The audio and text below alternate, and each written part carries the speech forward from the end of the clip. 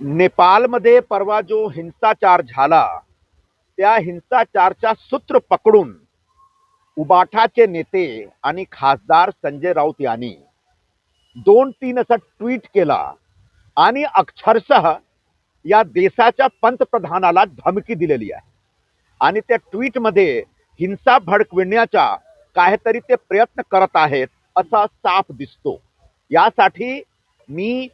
आज वर्सोवा पोलीस स्टेशनमध्ये संजय राऊतच्या विरोधात एक तक्रार घेऊन आलेले आहोत आणि पोलिसला मी सांगितलेलं आहे की कोणीही विपक्षचे नेते विरोधी पक्ष नेते आहेत त्यांना पूर्ण अधिकार आहे सरकारच्या विरोधात बोलायचा,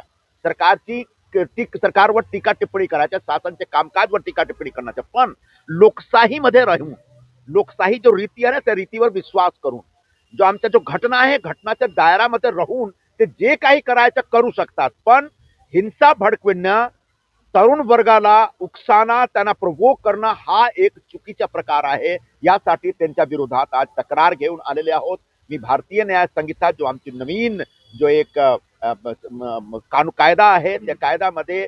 जो सेक्शन कलम 150 आहे ते 50 मध्ये 150 मध्ये साफ असं लिहिलं आहे की कोणीही व्यक्ती देशात हिंसा भडकविण्याचा प्रयत्न किंवा विध्वंसक गतिविधी सुरू करण्याचा प्रयत्न करू शकत नाही। जर केला तर त्यांच्या विरोधात 7 वर्षाची सजा आहे, आजीवन कारावास पण आहे आणि कोणी व्यक्ती इलेक्ट्रॉनिक मीडिया यूज करून सोशल मीडिया यूज करून असा प्रकार अगर घडतो तो त्याच्या विरोधात पण आणि कोणी व्यक्ती असा जो गतिविधी असतो त्याला फंडिंग करतो अशा व्यक्तीच्या विरोधात पण कारवाई होऊ शकते। तो